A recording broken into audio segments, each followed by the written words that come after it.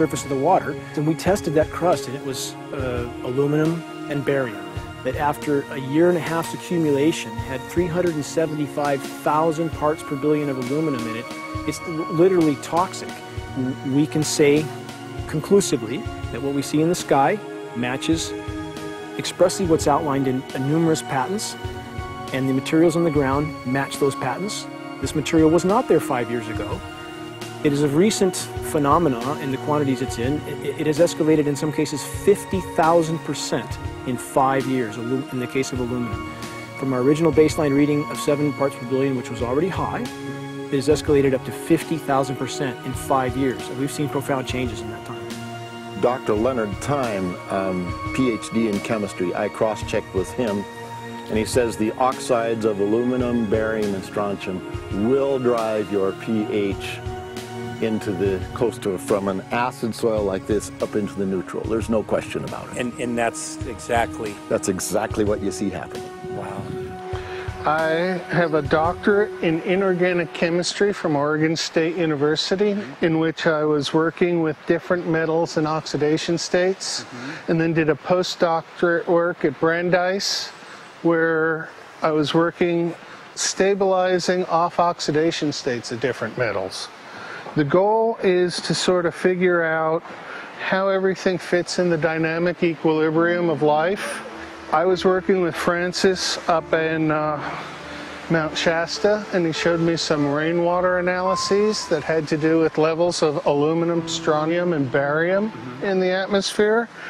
So I feel the major toxin in these chemtrails is the aluminum.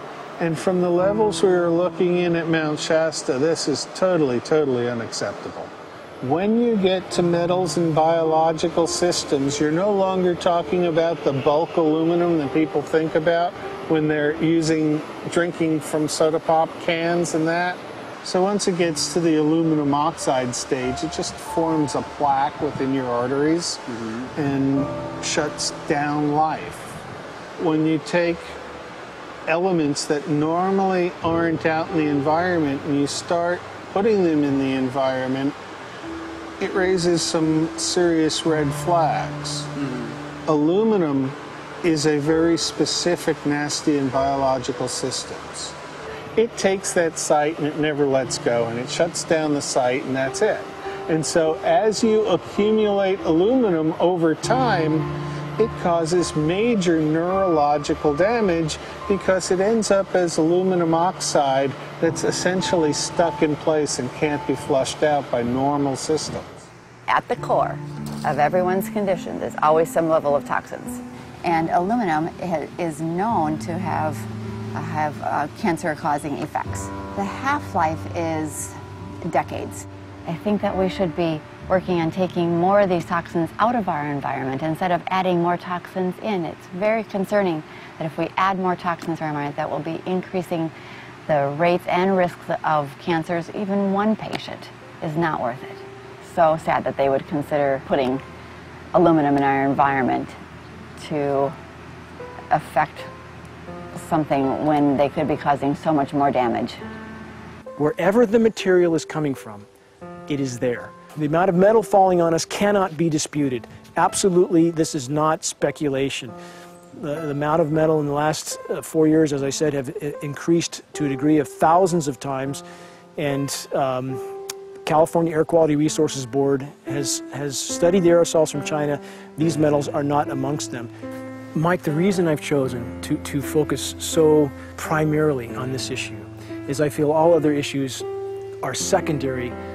What could be a greater priority than not being able to walk out your door and take in a breath of air without sucking up heavy metals? If our land base is being poisoned, if our waters are being toxified, what will we have left to work with? Whatever we choose to focus our time and energy on, whatever our political beliefs, that this is a common ground for all of us. We must have air that we can breathe that's not full of toxic chemicals and metals. We must have water that's not completely laden with whatever is being emitted from these aircraft. And if people stopped to consider that the atmosphere is as thin as a layer of paint on a basketball, It is an extremely thin layer that allows life to exist on this planet. To simply treat it as a physics lab and experiment with it until it is broken beyond repair is folly of unbelievable proportion. And if people understood that this sort of experimentation not only is going on, but has been going on for a very, very long time. Going back 50 years, there's been countless climate manipulation, weather modification programs that the vast majority of the public is completely unaware of. And if they think that this is not true, that certainly that somehow they would have known if it was occurring, I would ask them to look at things like Agent Orange and the things that governments do because they can, because there's no one to stop them, because they have these huge military machines that want to control everything. And in fact, the government's own document, perhaps you may have seen, it's available to any online, is called Owning the Weather, an express goal of our government, and not just our government. He told the Associated Press that the American government has created weather tampering techniques so that the New World Order will be able to starve millions of Americans and to control the rest. There is weather control techniques. Number one, the entire patents on the equipment. Number two, Senator Claiborne Pell's complete statement and story of his own that not only does it exist, but that we even utilize it as far back as the Vietnam War. Well, Murph, we're going to do what we can. Let's see what we can do. You got the scientists behind you. The scientists are with you, so at least this scientist is with you. I may not have $1 million budget, but I've got enough to show that something's dreadfully wrong. You got it. All right. So Arizona will be this Monday, the 21st. Senator Johnson up in Show Low. So we're going to be in the car hole a long time.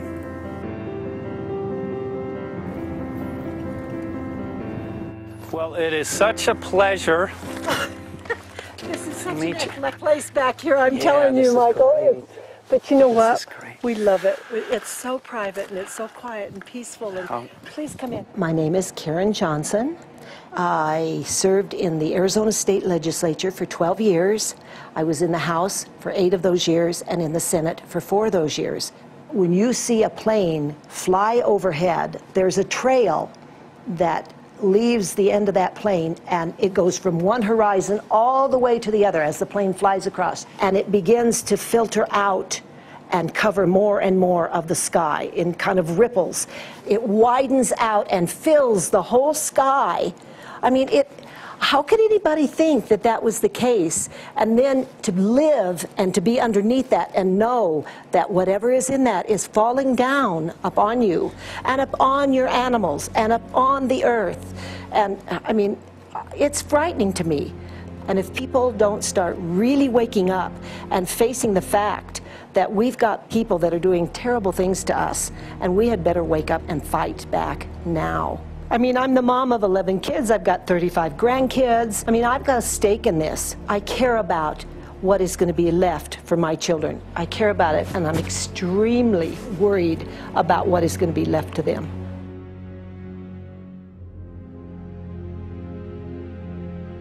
Aluminum is toxic, and we know that it's accumulative. And we know that we're getting more. So we're absorbing it in the air, we're drinking it in our water, so we are accumulating more. So the thought of more aluminum being dispersed in our environment in the way that you mentioned is very frightening to us and very disturbing to us. Those of us who have done any research on this are really quite concerned that we are ill-informed about this issue, and mostly that it's being done. Aluminum is toxic. We know that it is. We can debate as to the amount of toxicity that is going to be disturbing the body, but as far as really accepting the fact that it's accumulative, it's synergistic, then we have to conclude that it's not a good idea to put it in our atmosphere, especially when we know we're getting increased amounts, and especially since we know that the scientific communities around the world are pointing a finger at the heavy metal toxicities, at the toxicities that we're absorbing in the day-to-day food that we eat and the air that we breathe. The concern is off the charts about why is this happening? Why is this being allowed to be sprayed continually all over the United States, all over the world? Who is paying for this? I mean, the incidence of Alzheimer's has just skyrocketed, which evidently has to do with an accumulation of aluminum in the brain cells. I mean, I think almost every family has been touched by a member as they get older having Alzheimer's. And it's a horrible disease. And to say that, well, this just came because people drank soda pop out of aluminum cans, you know, when my father passed away with Alzheimer's and he didn't ever drink soda pop, you know, that explanation doesn't ring true with me. And so I'm wondering, how much did this chemtrail spraying back in the Illinois area affect him? Aluminum and fine metal is an accelerant. A friend who's a firefighter up in Pine, Arizona for 20 or 30 years says that the wildfires now that they're fighting are way beyond anything they've seen before in intensity. And when you look at the air samples and you see the fine particles of aluminum, which is very flammable, and magnesium settling on the trees, this is causing unprecedented savage wildfire. But if you look at this, you can see these are parts per million. They sent this to me, and I just found this to be extremely interesting because we should have like 2 parts per million of aluminum in our air.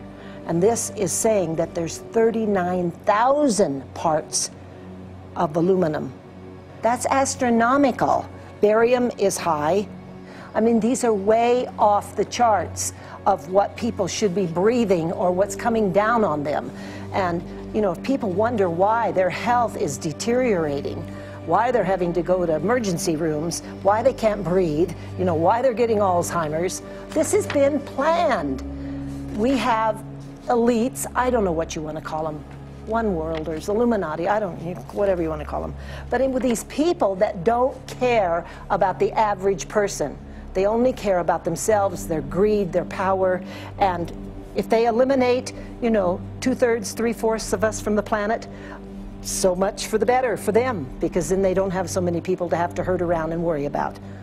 So this is a lot what this is about, and this is very, very alarming and scary. I mean, where is this stuff coming from, and why? Why is this kind of stuff being put out there? You know, I've heard different explanations about, oh, we need to cool the planet, all this and that. But if people are up there trying to cool the planet, why do they need all this kind of stuff in it? The explanations just never have really rang very true. And as I'm setting up the equipment, she looked at me, she said, all these trees here are dying. And I said, what? She says, all these trees in here are dying. So I thought, well, I'm going to test for aluminum, because that's one of the key things in the programs that we're talking about, and titanium. And I took some of this bark sample and tested it, and it came back positive with aluminum and titanium. Then I started traveling around California, noticing the same thing. In Lake Tahoe, there was a lot of the same type of bark, all through Sacramento area and Davis. Just about everywhere I went, I was noticing this silver white bark. What I think is happening is these chemicals are getting down and destroying the roots. And then as they come up, they're going out into the bark. Those 2 right there are the ones that are just, it just hurts so bad to see these 2, because look how old and big they are. We probably lost 40 trees right here on our 10 acres. Every week, every other weekend, we'd see another tree that was beginning to die. And I mean, it's just so sad, we just cry. And to think that that might have something to do with it, along with their other explanations, would really, really frost me. Every time you lose a tree, you know, it's not good, it's just sad. And there's another one over here in this little group of trees here. Don't you feel better when you stand up and fight than if you crawl down in a little hole and go to sleep? You know, I mean, my gosh, people, your families are out there, children are out there, your grandchildren. I mean, you've got to do something to help.